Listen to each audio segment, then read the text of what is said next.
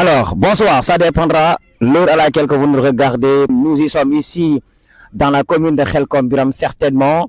C'est pas l'appel de nous poser des questions par rapport à lan moo xew fii li fi xew lenn cote dong la mooy final ñaari final yoo xamante ne day am fii nga xam ne que moom moo di ci commune bu Khelcom Biram ñaari catégorie senior ak catégorie cadet mu nar a nekk rendez-vous boo xamante ne ñi nga xamante ne ñoom ñoo nekk amateuru football ñu ngi koy wàcc le 21 ak le 22 août 2026 fii ci commune bu Khelcom Biram certainement final CNP donc di ngeen gis ambiance le 22 ak le 21 août 2026 mais laata cela damay daal di xool ñi nga xamante ne ñoom ñoo bokk ci wàllum organisation bi bu ko defee ñu wax ñu lan moo war a xew ak donc aussi ki nga xamante ne moom moo di le président de cette zone de la commune de Khelcom Biram qui se nomme Dame Dieng dinañu am aussi ñi nga xamante ne aussi ay représentants lañu bokk ci équipe yi ñoom tamit daañu ñëw ñu wax ñu lan naka la ñuy waajalee bés bi donc dans un moment damay dem jëli ji le président ki nga xamante ne moom moo di le président de zone de Khelcom Biram qui se nomme monsieur Dame Dieng c'est dans un moment. Final bi am fii ci stade municipal bu Khelcom Biram nga xam ne que final bu nar a am ambiance la final bu nar a neex la donc on est avec le président zone de Khelcom Biram qui se nomme monsieur Dame Dieng Dame maa ngi lay ziar.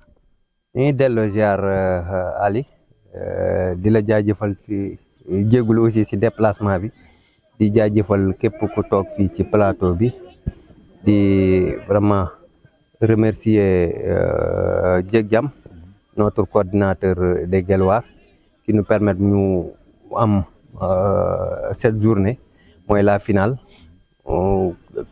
kii Babacar Diop le parrain de la finale vraiment ci kanalu Dieg Jam moo tax ñu am loolu di jaajëfal képp ku fi teew nag di rafetlu vraiment liggéey bi début bi c'était tellement difficile mais nag au finish yegg nañ ci cëppaandaw gi ñu ngi jaajëfal ñëpp képp ku ci jàpp. D'accord en tant que président zone naka ngeen di waajalee bés bi. waaw comme niñ daan waajalee bés yi rek niñ daan waajalee bés yi donc la zone ku ko xam ne zone organisatrice la xam ne mën na bés zone bu mën bés donc ku xam zone Khelcom xam na ne zone bu mën bés moo seq koog ñaari équipe yoo xam ne ñoom itamit ñu mën bés la mooy l'ASC Jamono ak l'ASC Jubo l'ASC Jubo nag ku xam zone Khelcom xam ne il est présent si zone Khelcom vraiment ñaar ñooy rek buñ ne ñu ñaar yooyu rek doy nañ affiche. ci wàllum sécurité parce que on a souvent de dire que fii moom bu amee parfois day am quelques dérapages ci wàllum xeex beeg yooyu noonu naka ngeen mën a jëlee matuwaay ba tey du ngeen ci gis benn insécurité ci ñaari final yi. jël nañ suñuy devant yëpp li ñu waroon a def nañ ko li ci des jot nañ le commandant de face mu ne ñu léegi vous allez écrire une demande ngeen jox ko sous-préfet diggante naag sous-préfet ak le président ODCAV war a dem foofu niki suba ñu pare jàll gis commandant donc jël nañ suñuy devant yëpp côté sécurité côté santé culture jël nañ suñuy devant yëpp. D'accord wàllum sécurité kon j'espère bien que ne c'est tellement assuré. kon donc du ci am benn dérapage boo xamante ne dinañ ko nemmeeku le 21 août ak le 22 mu nar a nekk deux finales yoo xamante ne di ngeen am catégorie junior ak catégorie cadet donc cadet bi la ñuy njëkk am moom mooy nekk le 21 août le 22 mooy nekk final bu mag bi nga xamante ne finalu junior bi la kon donc ñu jël ko parrainé ko ñaari parrain lan moo tax ngeen opté ngeen jox ko monsieur Dieg Jam Diouf ak le monsieur de qui habite de la ville de Thiès. non du ñaari parrain benn parrain la. benn parrain la docteur Babacar moom moo nekk le parrain xam nga dafa am coordinateur am mooy coordinateur am Dieg Jam. coordinateur des Guelwaar moo nekk Dieg Jam au niveau communal et au niveau départemental kon donc moom mooy médiateur. Mais pourquoi le choix de Babacar ngeen jógee dans cette localité et puis ngeen dem jusqu'à Thiès. waaw li tax loolu gis fi koo xamante ne xam nga ko xam Dieg Jam xam ne moom il est présent sur le terrain te bi ñuy débuté kii la nañ ko parrainé nañ ko fii suñu benn match donc ñu gis loolu gis moom itamit apport bi mu ñu andil bi ñu waxtaanee ak moom ñu ne pourquoi pas ñu tuddee ñu jagleel ko Babacar aussi am na benn programme bu amoon au niveau de Thiès bi ñu demee ànd nañ ma gis et aussi ma fekkee final yoo xamante ne Babacar Diop moom lañ ko parrainé ma gis ne Babacar Diop wax dëgg yàlla bu ñu ko andee fii zone Xelkom dina kuñ ne bu ñu waxee affiche bu ñu jox Babacar Diop kooku affiche boobu jaay na boppam kon Babacar Diop moo nekk Jëg Jam li ci Jëg Jam moo nekk ci Babacar Diop looloo tax ñu jël ko jox ko journée bi.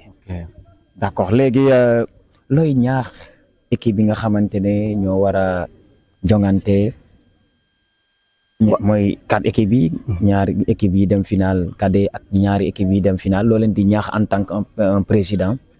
non man xam naa ne foofu awma lu ma leen fa ñaax parce que man xam naa équipe yi finalu xam naa Mbañ Saay moom moo joué cadet man xam naa Mbañ Saay moo nekk sama équipe di gars yi naan Mbañ Saay moo nekk sa équipe bokk bu kii Njoos Mon moo ñoom ñaar ñoom ñooy finalu juboo man fii laa juboo Xelkom laa jànge Xelkom laa yaroo ñooñu xam naa leen te ñooñu du ñu yàq bés jamono du yàq bés jamono ak jagle ku ne jagle da nga ne saatuwaale kon ñaari ASC yooyu du ñu yàq bés moo tax affiche bi nekk une grande affiche du affiche su kii boobu Xelkom moom ku ko xam ne mën na bés et du yàq bés jamono yi tamit ku ko xam na ne mën na bés et du yàq bés kon bés boobu mu fekk si ñaari ténor muy kii Mbañ Saay ku ko xam zone bi xam ne Mbañ Saay équipe bu mag la ci zone bi kon affiche yooyu moom jaay nañ seen bopp jarul sax ñuy wax affiche yi kii ñooñu jaay nañ seen bopp kon am nañ que ne yàqin que ne ñaari final yooyu dina nekk final yoo xamante ne ku ci nekk di nga ñëw avec la sérénité avec beaucoup de respect ñu daal di koy fêter comme année yi nga xamante ne année yi passé la on est avec monsieur Dame Dieng donc dañuy dem joxaat encore keneen parce que dinaa dellusiwaat ci yow dama ko bëgg a def aller retour bu ko defee yow ma dellusiwaat ci yow nga ñëw tëj émission bi parce que tu es le président donc kan la war a jox ma jox ki nga xamante ne moom moo di parrain bi en tant que représentant parrain bu bés bi donc en tant que représentant parrain bu bés bi maanaam nu ngeen ko nar a waajalee vis-à-vis ak final yi. Voilà, merci avant tout d'abord dañuy présenté wu man c'est Jëg Jam Diouf nekk le coordonnateur départemental du parti FDS Les Guelwaars dirigé par le docteur Babacar Diop qui est en même temps professeur à l'université Cheikh Anta Diop et maire de la ville de Thiès. Ma nekk son coordonnateur départemental au niveau du département de Guinguinéo. Ñu porter la zone de Xelkom porter son choix comme parrain pour la saison 2026 donc ñu rafetlu ko di nuyu de passage le président de la zone et son équipe di nuyu les équipes finalistes l'ASC Jubo l'ASC Jamono et les 2 ASC yi nga xam ne seen équipe cadet yi ñoo dem final. Pour rebondir à ta question damay expliquer tuuti le choix sur le parrain parce que je pense que la zone bu porter son choix sur Babacar Diop il a porté son choix sur la bonne personne. Peut-être la fii ñu nekk fii ñu dëkk mën nañ xaw a umpali tuuti Babacar mais kuy déglu actualité wala nga di ko seetaan que ça soit au niveau éducatif au niveau sportif et au niveau politique di nga xam ne le choix n'est pas fortuit.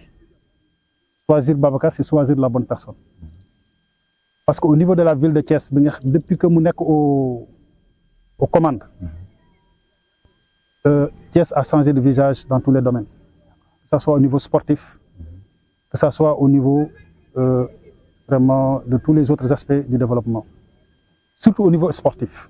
Ni certains sports, gis nañ l'apport de Babacar au niveau du sport dans la ville de Thiès.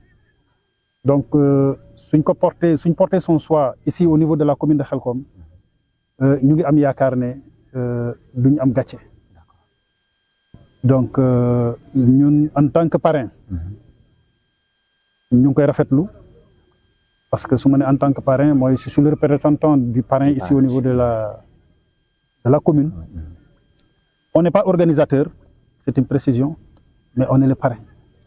Donc l'organisation revient à la zone, mais bés ba incha allahu rabbi ñu comptons vraiment le marquer par notre présence. D'accord bi ngeen demee ngeen ne ko yow la ñuy def parrain nga xam ne que Thiès ni mu sori ak Kaolack ngeen ñëw ne ko yaay suñ parrain moom lan moo njëkk a nekk réaction. Voilà Babacar loolu bettu ko dans la mesure où moom xam na ñi nga xam ne ñoo ko représenté dans la localité. Il a mis ses pieds ici parce que à maintes reprises ñëw na fi donc zone bi ump ko xam na liggéey bi nga xam ne ñun ñoo ngi koy def parce que toutes les activités yi nga xam ne ñu ngi koy mener il est au courant donc buñ jógee fii dem yóbbu ko parrain je pense que ne avant ñu yegg sax moom accepté na parrainage bi peut-être xawoon na am tuuti incompréhension dans la mesure où peut-être xamutoon ne c'est la zone qui a organisé parce que y a un tournoi bu may organiser man en tant que coordinateur dans un village et il était au courant de ça mais bi nga xamante ne porté nañ précision bi à son niveau très sincèrement devant le président de la zone dans son bureau dans la mairie de Thiès je pense que il l'a accueilli à bras ouverts. D'accord kon donc sa réaction bi moo nekk que ne moom il a beaucoup de fierté que mu ñëw nekk parrain wu zone bi n'empêche que ni mu soree. Tout à fait. Parce que soree na lool nga jógee région nga daal di ñëw ci région commune ba commune ça aussi mu daal di ñëw accepter ko là aussi c'est à remercier aussi c'est à féliciter donc kon yéen a ngi koy waajal j'espère bien que yéen a ngi koy waajal. Oui ñu ngi koy waajal comme ni ñuy waajalee toute activité.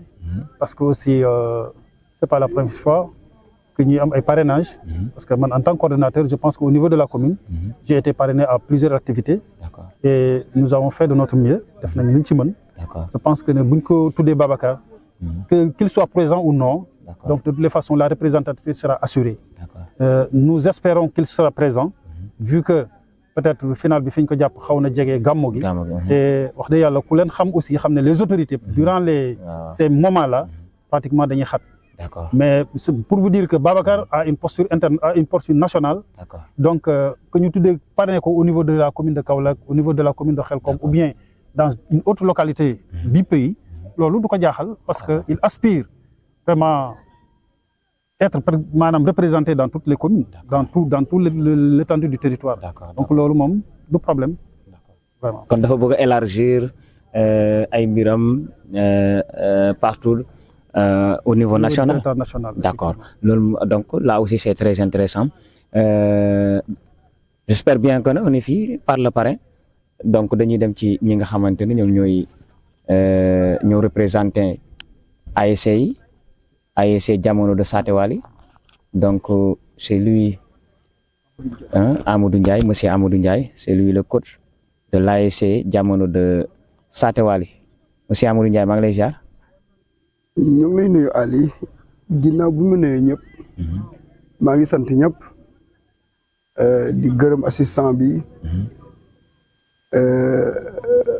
à travers ci jotaay bi ñu toog tey ma ci sant le baax le président de la zone c'est Dame Dia initiative ba nga xam ne organisé na ko jox ci honneur les ASC bu ma ne les ASC nag mooy ñi nga xamante ne ñoom ñoo war a fubal final cadet bi ak ñi nga xam ne ñoo war a fubal final senior bi donc la zone vous remercie franchement bu mu jógee ci Dame damay jàll directement ci le représentant du parrain peut-être li ma ci waroon wax yëpp wax na ko li ma ci bëggoon yokk rek c'est par la personnalité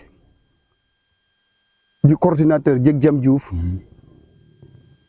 et sa responsabilité peut-être ci la waa zone sukkandiku bu am ouverture pour mën a jot ci Babacar Diop parce que nag Olof Njaay def ni peccum liir bu neexee ndey jamontey ca mbagg ya.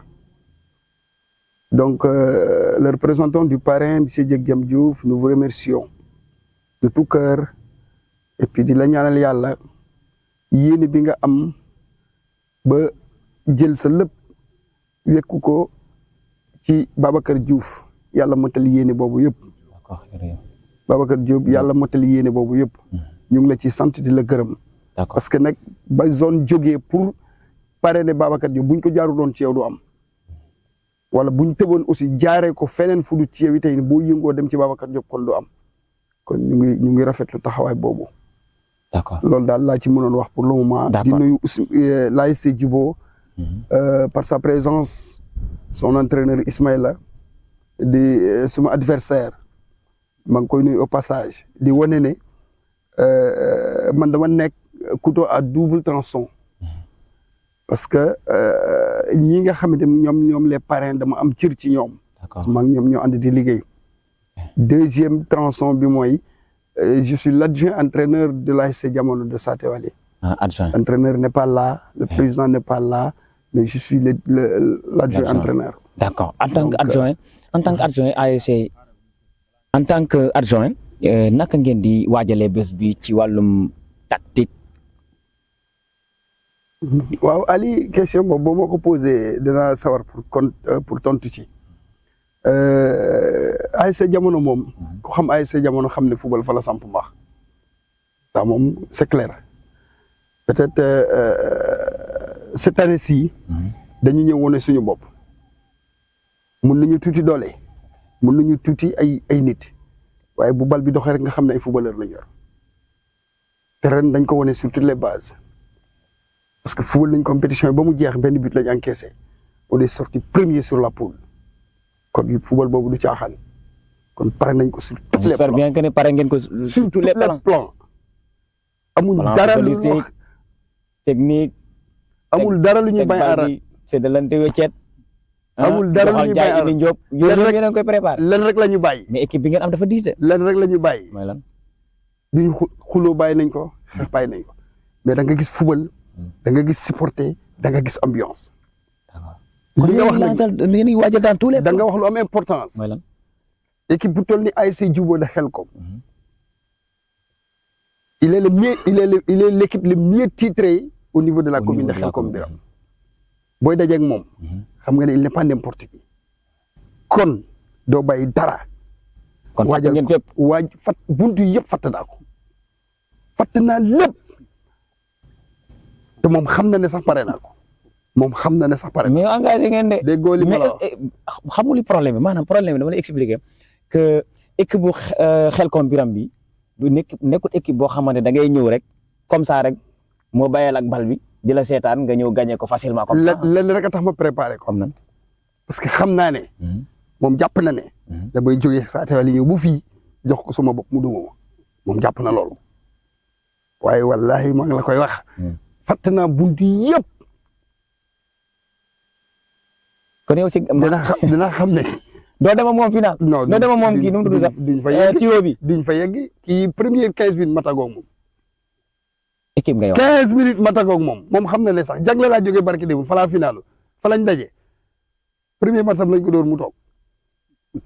mais final bu jagle ak finalu fii c'est diamétralement opposé. du benn Ismaïla laay dajal Ismaïla te Ismaïla xam na ki muy dajal xam na ne dinaa ko dóor. kon final bi nar naa neex neex na ba noppi loolu kenn waxatu ko fu mu romb ci réew mii. nee na ma bokkuñu classe. ma ne ko jërëjëf terrain bi moo ñu boole waaye nag bu arbitre bi sifflé dina xam ne Amadou Niang mi am na nu mu ñëwee bu ma yegsee rek jour ji rek yéen xam ne yegsi la. léegi. lan ngay ñaax say supporters ak ñi nga xamante ne ñoom ñoo nekk joueurs yi.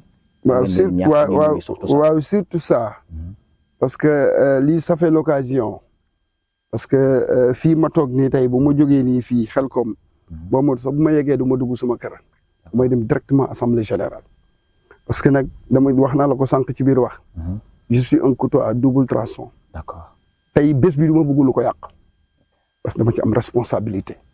bésu keneen sax bëgguma ko yàq parce que nag quoi qu'on puisse dire Amadou Ndiaye lépp loo ko mënti wax ba wax ko mooy sport moo nekk sama deret man sport lay topp te sport toll na niveau boo xam ne dara waru ko yàq dina neex nag dina xumb dina am enjeu mais après à la fin dañ ko def dans le fair play parce que après football bi dafay jeex man ci loolu lay woo samay doom samay jerbaat qui se trouve à Satéwali loolu lay woo encore une fois sumay confrères yi nekk fii ci biir ASC Djuboo de Khelcom parce que tey bi may ñëw ci conférence bii waa Khelcom ñoo ma jël si xamul tax ñu jël si ma parce que on est des amis dafa am lu ñu bokk te mënuñu ko séddoo dafa am lu ñu bokk te mënuñu ko séddoo tey mënoon nañ ma bàyyi ma jël soo moto ñëw mais kii ba ma woowee démb daf ne ma tu peux bel et bien représenter l'ASC Jamono mais man Boucar Ndao ak Djeg Jam c'est notre droit le plus absolu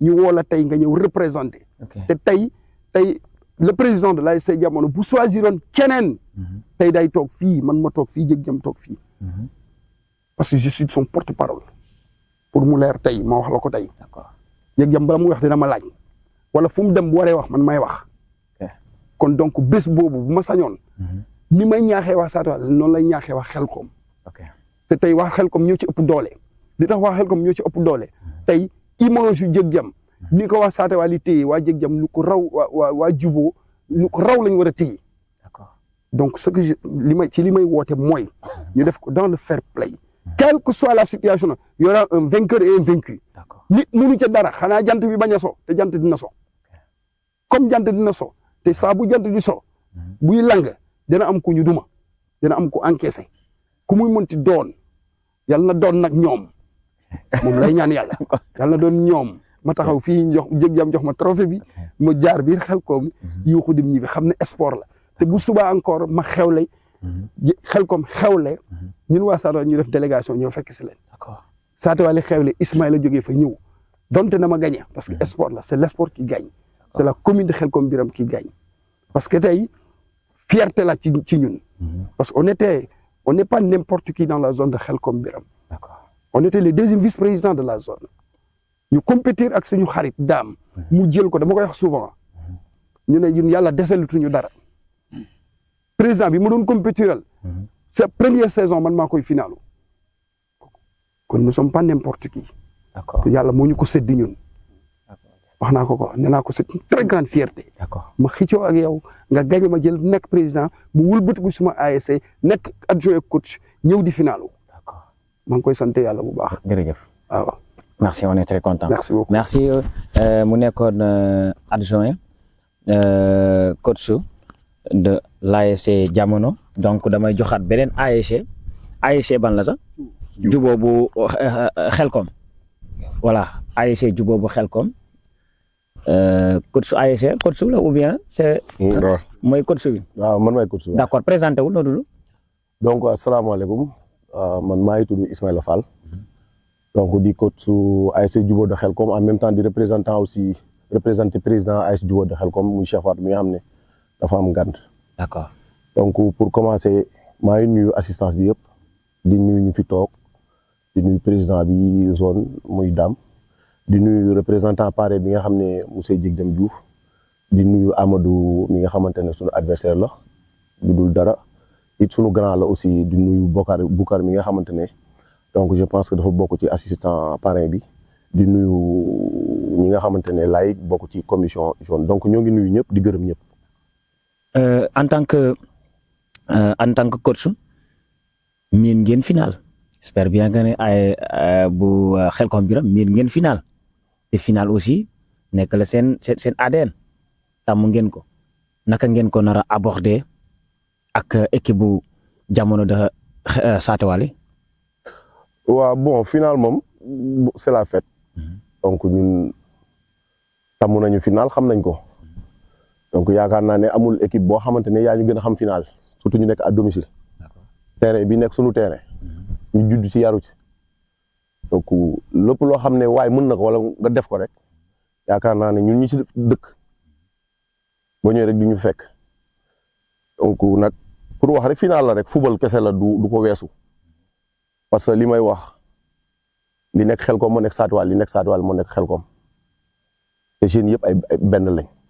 amul xaj amul seen football la benn takkusaan la même pas 3 heures de temps mu jeex donc dañu ñaan yàlla commencé ko ci bismillah jeexee ko ci alhamdulillah mu jeex si jàmm ak salaam jamono nag sunu équipe la boo xamante ne xam nañ ko parce que ay dëkkandoo lañ bëriwul lu ñuy dajee nag mais comme moom sama waa ji am na sànq lu mu wax sax ba dugg si tournoi jagle bi dafa fàtte ne dañ ko repêché foofu dañ ko dóor bu yàgg moom man au moins sax dóor naa génn dafa fàtte ne dañ ko repêché loolu xam naa da koo fàtte maanaam équipe bu jàppal tànk la ba mu génn boo xam ne prix dib nga toog ñun au moins dóor nañ donc xam naa loolu da kaa fàtte ay xeeram la yor man samay xeer laa yor donc voilà pour wax la rek lii yëpp ambiance la rek moo koy neexal mais en tout cas daal final la du ko weesu quoi final la franchement ñun xam nañ final donc voilà du ko weesu ñu ngi préparé nag ni nga xamante ne moom la ñu war a préparé comme li ñuy wax rek duñ ci gan saison la ñu jógee saison bi jeexagul am na final boo xamante ne aussi commencé na bu jeex donc beneen final donc final duñ ci gan donc ñu ngi war a waajee ak ñi nga xamante ne ñooy suñu mbokk ñi nga xamante ne ñoom ñooy waa dëkk bi mbiru wàllu waajtaay daal pour gàttal wax ji donc incha allahu rabbi ñun ñoo ngi ci waaw ñoo ngi ci bu baax a baax. ci ban tactique ngeen nar a ñëwee ba gagné Amadou Ndiaye. waaw Amadou moom comme jox na ma ultimatum. ne ma 15 minutes tàggoog man. waaw kooku dama koy bàyyee. comme moom yow ban ultimatum nga koy joxe yow maanaam ci ñaata minute nga assuré que ni Amadou Ndiaye da ngay tàggu. non man xaw ma lii xew samedi mun ma ci appal dara.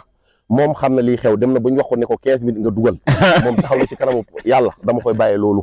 man moom damay ñaan yàlla rek naan naxante moom rek bu lu ma yàlla may rek. kon yow ci naxante nga tollu jamono damay naxante rek incha allah damay naxante rek ba yàlla may ñu li ñu soxla rek. ok kon ça veut dire que Amadou li muy wax mu ngi koy. waaw moom am na fu dëgër moom jàpp na fu dëgër yàlla moom ba mu wax ko. am na fu dëgër fu mu téye moom am na confiance ci ñi nga xamante ne yore na leen. waaw mooy son équipe. waaw lu ñu wax am na rek ci ñoom confiance. waaw moom yow est-ce que nekkul que da nga ñàkk confiance si sa équipe moom moo tax munoo joxe ultimatum pour que nga ne ci minutes yi dinaa ñëw aborder match bi gagner ko facilement.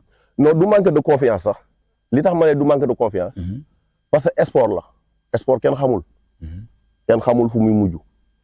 mooy li may wax rek man personnellement en tant que coach. ak sama équipe li nga xam ne moo ñu war. ñun dinañ ko def. d'accord lu ñu war a toog wax ko dinañ ko wax lu ñu war a préparer adversaire bi dinañ ko préparer. d'accord mais après tout laa la wax. man du ma ko jox ultimatum parce que xaw ma lii xew samedi. d'accord mais moom jox na ma 15 minutes. parce que dem na ba ñu ne ko 15 minutes moom loolu mbiru yàlla la xëy na yàlla may na ko loolu. d'accord léegi nag dañu ñaan yàlla rek balaa ñu yegg samedi xëy na ñun tam ñu fexe gisante borom bi. ngeen fexe ok waaw kon donc fexe leen a gisante ak borom bi balaa le 22. waaw j'espère que yéen le 22 ngeen di fubal. waaw le 22 voilà yéen ngeen dëkk fii ci dëkk bi. ci dëkk bi ngeen dëkk terrain bi aussi ci biir dëkk bi la nekk.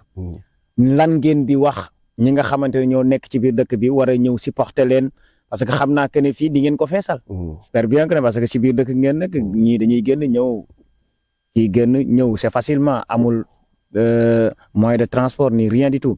ñëw rek dugg la. naka ngay ñaaxee ci ñi nga xamante dañuy ñëw pour que bu ñu ñëwee ñu ànd ak sérénité ànd ak beaucoup de fair play ñu football ko mu neex que le meilleur gagne. waaw comme ni nga ko waxee man ku ma xam ne man si jàmm lay dox. surtout nag ma am ñoo xam te dañu nekk sama ginnaaw muy ay xale. donc yaakaar naa lépp loo xam ne ñoom mën nañ ko rek ngir wax ak ñoom ban dégluñu. d'accord dañ koy def comme ni ma la ko waxee. côté xale yu góor yi xale yu jigéen ñi ñun ñoo ngi préparer lépp. d'accord ñoo ngi suñu ruq di préparer lépp. sensibiliser aussi. comme ni ma la ko waxee. di ñaan yàlla. mu commencé ci bismillah. parce que tey amuñu dara. li nga xamante ne lu mun a dajale commune bi yëpp lu dul football. d'accord loolu il faut que nit ñi xam ko. xam ne comme ni ma ko waxee ñun ñëpp ay mbokk lañ. d'accord saatiwaal li ñu am ay mbokk xelkom. kenn xamul nu mu toll.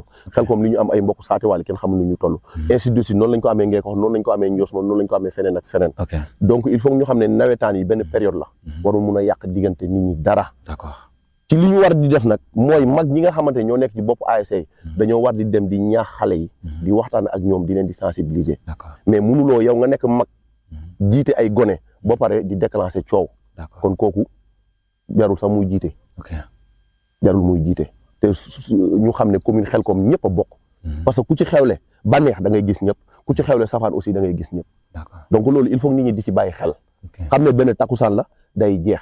man am naa ay mbokk saatiwaali conteneur parce que yaroo naa fa.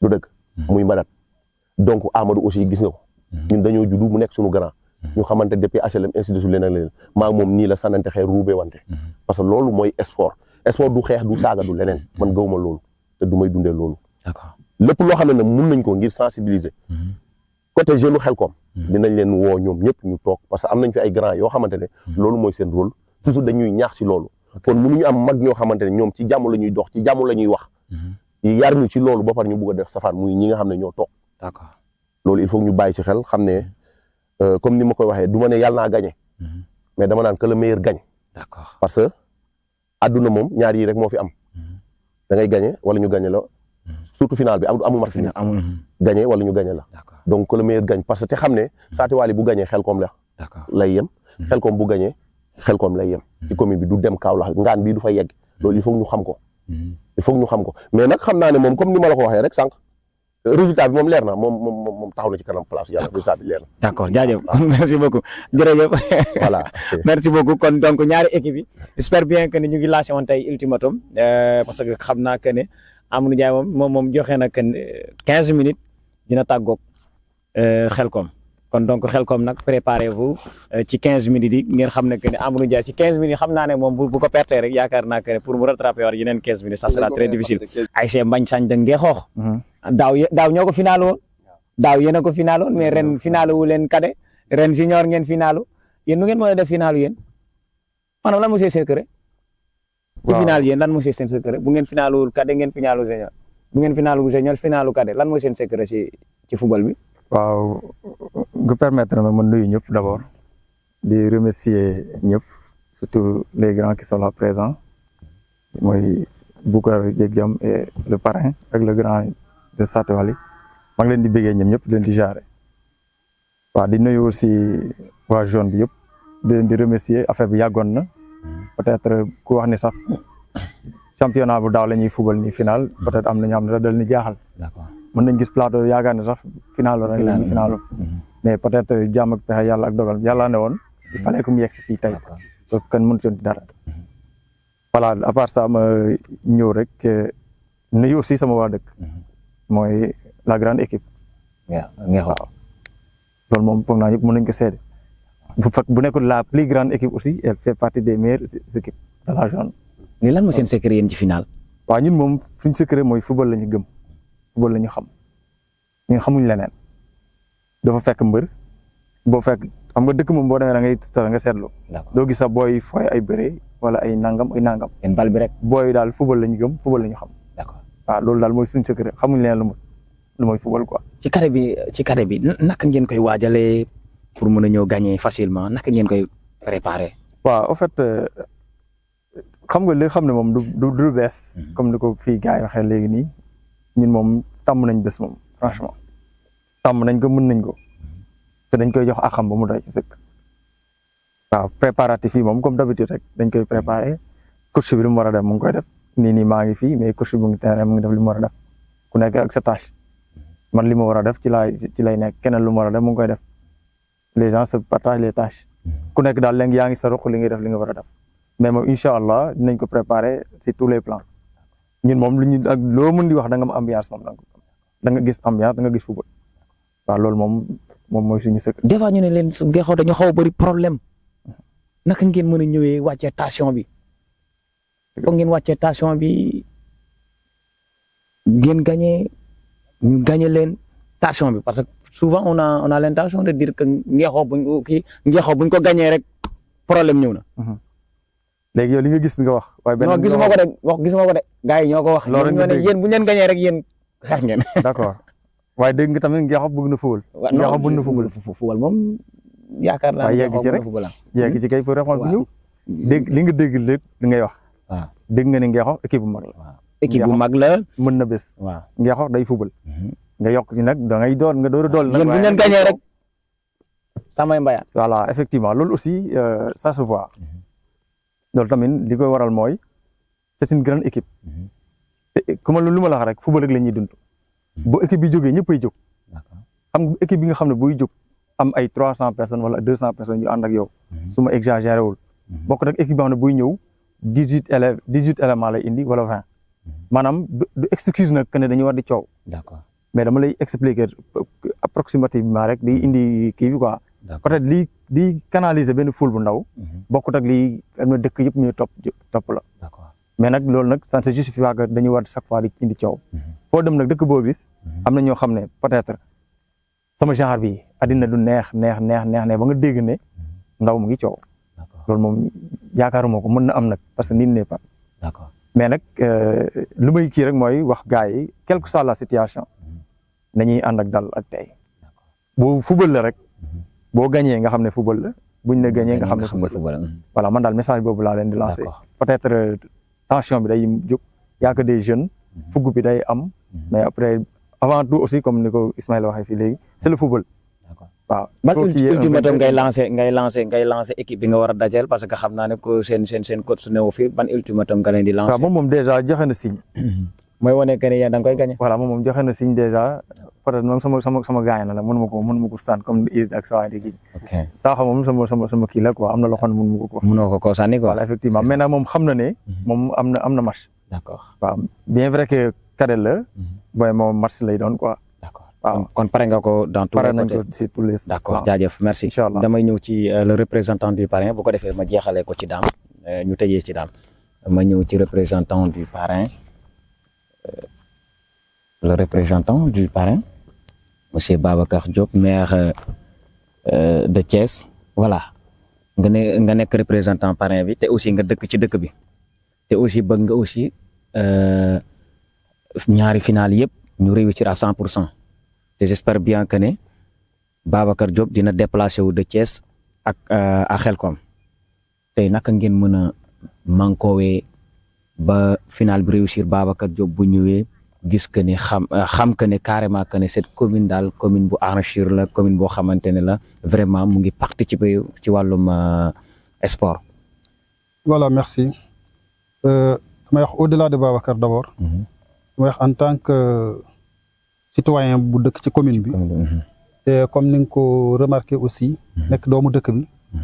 mais de plus nekkoon président ASC Djoubou pendant 8 ans. Durant tous ces 8 ans je peux dire que li ci ëpp ci saison yi. dañ ko finalu sur sama magistère. donc mu nekk loo xamante ne donc maanaam du lu ñu jaaxal. du doon lu ñu bett. pour que final bi passé dans de très bonnes conditions. D'accord. Passé véritablement de façon paisible. Surtout que mu opposé ñaari ASC yoo xam ne. comme ni ko ñëpp remarqué. c'est des ASC yoo xam ne kenn xamu leen ci fitna. nekk ASC yoo xam ne aussi du point de vue social. li leen lié li leen boole. moo ëpp li leen xaajal. te football. c'est de l'adversité. nekkuñu ay ennemis. adversité nag. ci période bi nga xamante ne yéen a ngi combattre maanaam yéen a ngi daje. foofu lay feeñ mais bu jeexee. je pense que jeex na. donc ñu war ko comprendre ci angle boobu. te alhamdulilah bi nga xam ne les ASC yi nga xam ne ñoom la concerné. ñoom ñëpp seen dirigeants yi nekk nañ ay nit yu responsable. D'accord. boo déglu seen wax. nga xam ne duñ nit ñoo xam ne dañ seetaan. xale yi wala joueurs yi. di déborder. ci beneen wàll. may axé sama intervention ci waa zone. bi nga xam ne ñoom ñooy les organisateurs. parce que il faut pas perdre de vue que parrain. ce n'est qu'un appui. Le parrain n'est pas l'organisateur, c'est un appui. day ñëw appuyer zone. n'est-ce pas ci manifestation. donc la réussite de cette manifestation. wala échec am ça dépendra ci degré d'engagement wu membre zone bi. ak degré d'engagement wu tous les ASC yi nga xam ne ñoo composer la zone. donc ñu lancer un appel à tous les membres de la zone, à tous les ASC et à toute la population de la commune. ñu œuvrer pour que stade Khelcom. stade commune Khelcom. nit ñi remarqué ko. ci dal. remarqué ko ci organisation bu rafet. remarqué ko ci ambiance bu neex. d'accord remarqué ko ci bés bu rafet. Quant à l'arrivée de Babacar ñu ngi koy yaakaar parce que comme ni ma leen ko waxee woon au départ c'est des gens yoo xam ne nit ñi xam nañ ne amuñu jot li leen di xaar moom moo bëri c'est des gens qui sont toujours occupés mais de toutes les façons la représentation sera à la hauteur de l'événement incha allah. jaajëf jërëjëf merci beaucoup kon jaajëf kon merci moom moo nekk le représentant de l'ASC du parrain monsieur Babacar Diop donc dama koy tëjee ak daam moom mooy président zone bu Khelcom Birame président lan moo indi retardu final yi. voilà retard pour nga gën a leeralal gars yi parce que dañ doon poser souvent des questions waaw ñun kañ la ñuy football suñu final yi moo indi retard bi. voilà retard final bi dépendre la zone mais dafa dépendre kii wax na ko coordonnateur wax na ko expliquer ne bés bu toll nii am na noo xam ne doo ko ci duggee nit wala ni nga ko waxati dirigeant am na kii boo xam doo ko duggee ci journée boobu moo taxoon moo andi retard bi biñ ko jàppee ñu ñaanaan ñu aussi ñu pousse ko pour ñu gën a pare que bés bii tamit final bi du n'importe quel final kon am na noo ciy duggee te saison bi moo nekk suñu première saison bi moo nekk ñun suñu première saison kon ñu ni tamit bu ñuy finalu am na noo xamante ne duñ ko ñëwee sa premier mandat nga ñëw finalu nekk benn genre finalu ñu xor xob yooyu noonu moom duñ ko nangu donc looloo moo andi woon retard bi donc kii wax na ko expliquer na ko le coordinateur monsieur Diegdiam nee na final parrain appui la donc yow dañ lay appuyer kon il faut que yow tamit nga am nooy taxawee pour que final bi nekk final boo xam ne dañ koy di nettali loolu lañ ciy jublu woon. d'accord kon bëggoon final yi gën a ñoŋ mu gën a am quelques améliorations par rapport ak les années passées. Parce que en tant que président nga nekk sa premier mandat bëgg nga aussi les choses mu gën a améliorer par rapport ak les années passées. J'espère bien que ni instant yi démarré ngeen seen kii ou bien vous n'êtes pas encore démarré. non démarré guñ après final bi après la finale ci la ñuy démarrer. après final bi ngeen di démarrer vous n'êtes pas en retard. non pour le moment pas encore. ok on est 15 équipes. on a 15 équipes yi moom fii ba le 26 le 27. mun nañ fee jouer kii bi le 27 septembre. kii bi mun na fee premier tour bi dafay jeex. d'accord léegi mu des quart de finale yi ak demi finale yi. d'accord après loolu ngeen xool naka ngeen koy organiser pour que ngeen mën a accéder waat au final.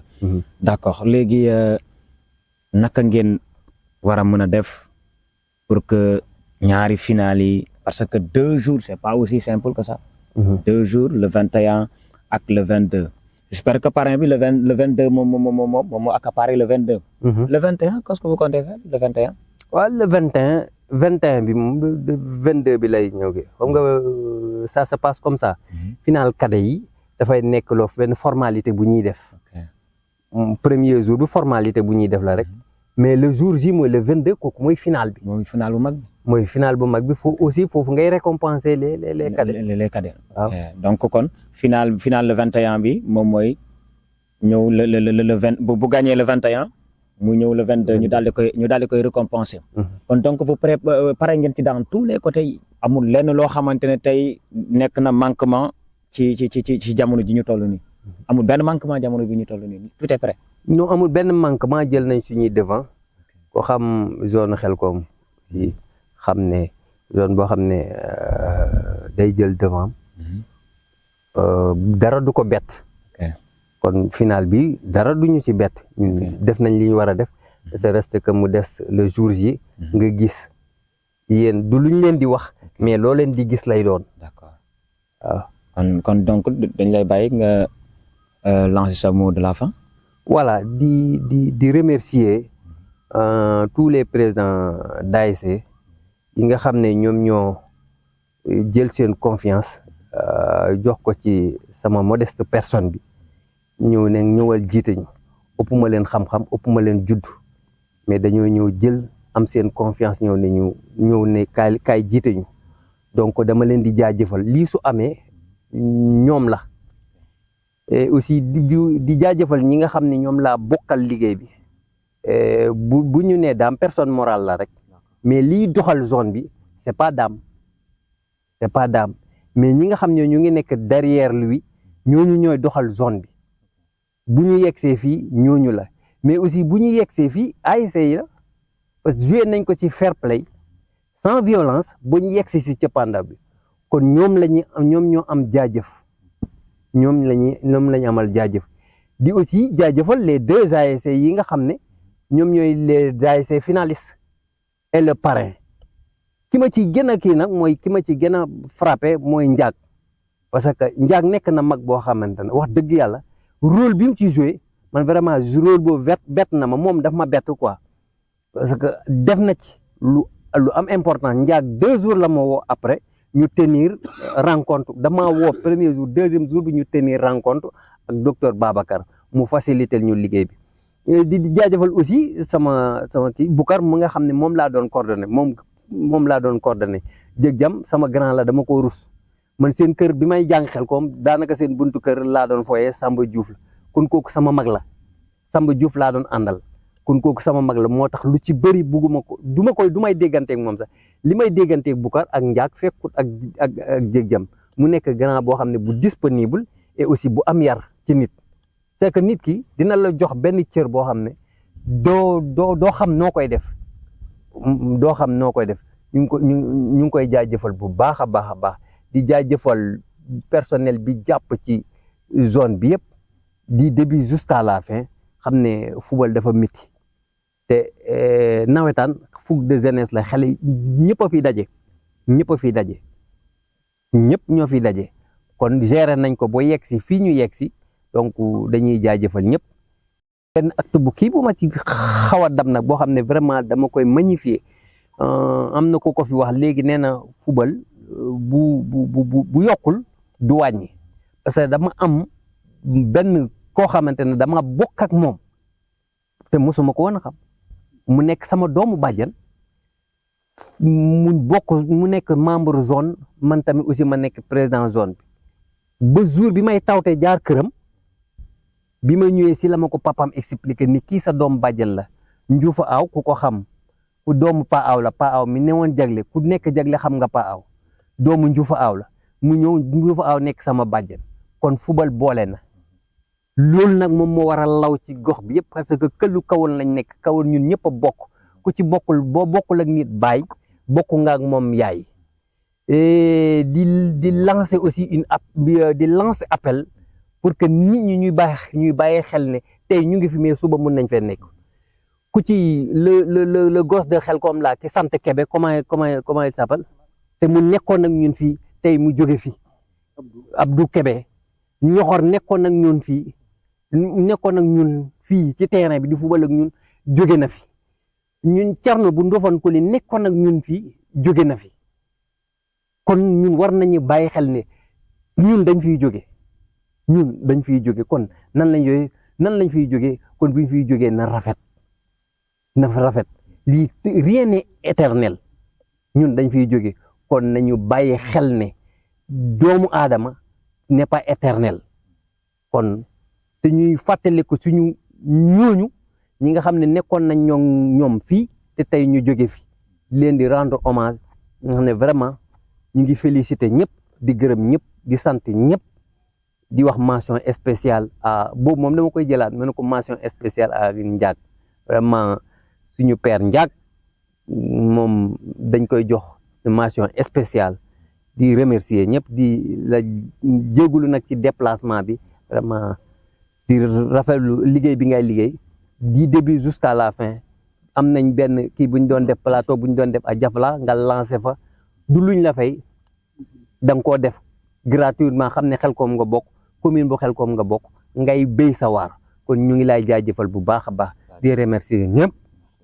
Merci beaucoup jërëjëf merci le représentant du parrain monsieur Djeg Jam Diouf merci aussi pour cette présence et merci aussi ak ki nga xamante ne mooy président zone de Khelcom Biram di wuyoo ci Dame Dieng ci liggéey bi nga xamante ne def nañ ko durant nawetaan bi mu dooree ba jusqu'à ñu ngi ci final donc ci liggéey bu exceptionnel ak groupe bi mu xamante ne ànd na ko ak moom ak ASC yi nga xamante ne war nañu football ci final bi 21 ak 22 août 2026 fii nga xamante ne mooy stade municipal de Khelcom Biram donc ñu ngi woo ñëpp ci fair play ñu daal di ñëw def final yoo xamante ne donc ça va marquer l'histoire de cette localité parce que commune bu Khelcom war na am loo xamante ne tey jii nii war na gën a ñoŋ ci wàllum sport nga xam ne que ne fépp foo xam ne ñu ngi fay gis doomu Sénégal ak yeneen commune